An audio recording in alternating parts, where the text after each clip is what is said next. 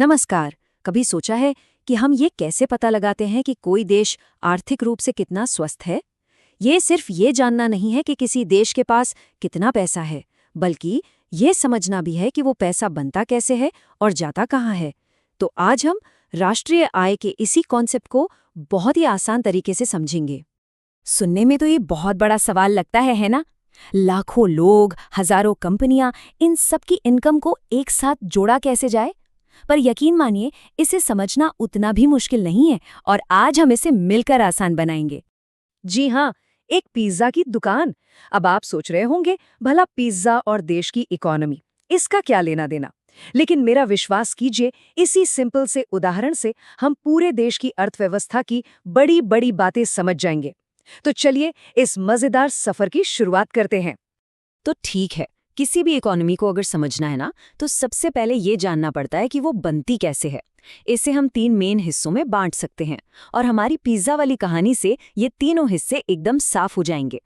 तो सबसे पहले आता है प्राइमरी सेक्टर, मतलब वो सारी चीजें जो हम सीधे सीधे कुदरत या प्रकृति से लेते हैं। हमारे पिज्जा के लिए ये वो किसान है जो खेत में गेहूं और टमाटर उगा रहा है। इसमें खेतीबाड़ी, माइनिंग, मछली पकड़ना, ये सब काम आते हैं। समझ लीजिए ये प्रोडक्शन की पहली सीढ़ी है। अच्छा, अब किसान ने गेहूं और टमाटर तो उगा दिए, इसके बाद क्या? यहीं पर आता है हमारा सेकेंडरी सेक्टर। यहाँ पर कुदरत से मिली चीजों को इस्तेमाल करके कुछ नया और उपयोगी बनाया जाता है। हमारी पिज्जा की दुकान बिल्कुल यही तो कर रही है।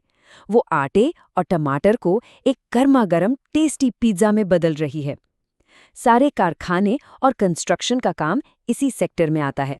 और आखिर में आता है टर्शरी सेक्टर, जिसे हम सर्विस सेक्टर भी कहते हैं। अब पिज्जा तो बन गया, पर वो आप तक पहुंचेगा कैसे? यहीं पर सर्विस सेक्टर काम आता है। हमारे उदाहरण में वो डिलीवरी ड्राइवर जो पिज्जा को आपके घर तक पहुंचाता है, वो इस सेक्टर का हिस्सा है। बैंक, स्कूल, डॉक्टर्स, ट्रांसपोर्ट, ये सब सेवाएं इसी में आती हैं। अब मजे की बात यह है कि ये तीनों सेक्टर ये आपस में जुड़े हुए हैं। कैसे? पैसे के एक लगातार चलने वाले सर्कल से। पैसा एक जगह से दूसरी जगह घूमता रहता है और इसी से पूरी इकोनॉमी चलती रहती है। चलिए देखते हैं कि ये सर्कल काम कैसे करता है। देखिए, पूरा साइकिल बहुत सिंपल है। सबसे पहले पिज्जा बना, यानी प्रोडक्शन हुआ। इस प्रोडक्शन के लिए दुकान ने अपने कर्मचारियों को काम पर रखा और उन्हें सैलरी दी, मतलब उनको इनकम हुई। फिर आप जैसे किसी ग्राहक ने उस पिज्जा को खरीदने के लिए पैसे दिए, जिसे हम कहते हैं खर्चा या व्यय। और यहीं पर ये पूरा सर्कल कंप्लीट हो जाता है। जो पैसा कस्टमर ने खर्च किया, वो दुकान की इनकम बन गया। उस इनकम से दुकान अपने कर्मचारियों को सैलरी देती है और पिज्जा बनाने के लिए और सामान खरीदती है। ये एक पहिए की तरह है जो घूमता रहता है। प्रोडक्शन से इनकम, इनकम से खर्चा और खर्चे से वापस और प्रोडक्शन। तो अब सवाल ये है कि देश की टोटल इनकम मापे कैसे? इसका एक तरीका है, बस ये देख लो कि एक साल में सभी चीजों और सेवाओं पर कुल फाइनल खर्चा कितना हुआ। इसे कहते हैं व्यय विधि। मतलब हमारी पिज्जा इकोनॉमी में ये पता लगाना कि पिज्जा पर कुल कितना पैसा खर्च हुआ।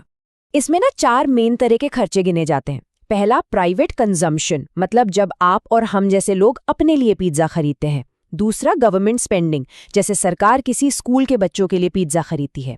तीसरा है इन्वेस्टमेंट, जब पिज्जा की दुकान बिजनेस बढ़ाने के लिए नया ओवन खरीदती है। और चौथा है नेट एक्सपोर्ट्स, मतलब हमने विदेशों में जितने पिज्जा बेचे, उसमें से वो घटा दो जितने हमने उनसे खरीदे। लेकिन रुकिए, यहाँ एक बहुत ज़रूरी बात है। हम हर तरह का खर्चा नहीं गिन सकते।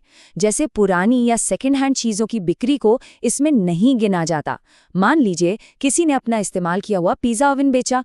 इसी तरह कंपनी के शेयर खरीदने जैसे फाइनेंशियल ट्रांजैक्शंस भी इसमें नहीं गिने जाते, क्योंकि इनसे कोई नई चीज़ या सर्विस नहीं बन रही है। तो सवाल उठता है कि पुरानी चीज़ें क्यों नहीं गिनते? देखिए, लॉजिक सिंपल है। जब वो ओवन पहली बार बिका था, जब वो नया था, तब उसकी कीमत को नेशनल इनकम में पहले ही गिन लिया गया था। अगर हम उसे दोबारा बेचते समय फिर से गिनेंगे, तो ये तो डबल काउंटिंग हो जाएगी। इससे टोटल इनकम का आंकड़ा गलत हो जाएगा। हम सिर्फ इसी साल हुए नए प्रोडक्शन की वैल्यू माप रहे हैं। तो ये तो हुआ खर्चे गिनने का तरीका। अब नेशनल इनकम मापने का एक और रास्ता भी है।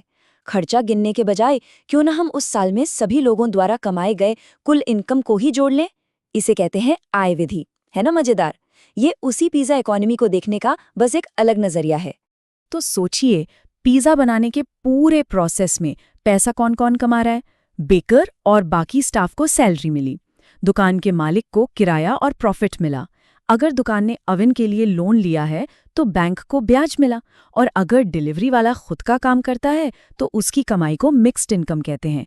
इन सबको जोड़ दें तो भी हमें नेशनल इनकम मिल जाएगी।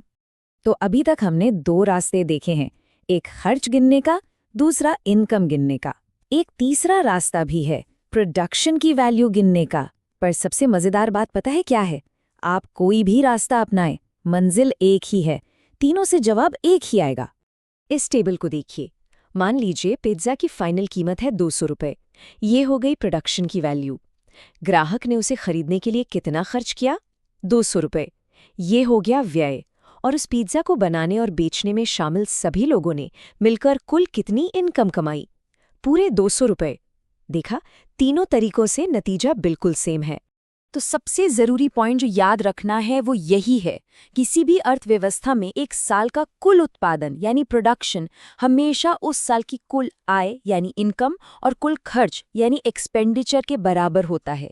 ये एक ही सिक्के के 3 अलग-अलग पहलू हैं। तो हमने ये तो समझ लिया कि नेशनल इनकम को मापते कैसे हैं, पर एक मिनट, क्या ये एक नंबर हमें किसी देश के बारे में सब कुछ बता देता है? ये हमें बताता है कि इकोनॉमी का साइज कितना बड़ा है, लेकिन ये नहीं बताता कि वो कमाई लोगों में बराबर बटी है या नहीं, या फिर ये भी नहीं बताता कि इस प्रोडक्शन का हमारे पर्यावरण पर क्या असर पड़ रहा है। तो ये एक बहुत ज़रूरी सवाल है जिस पर हमें सोचना चाहिए।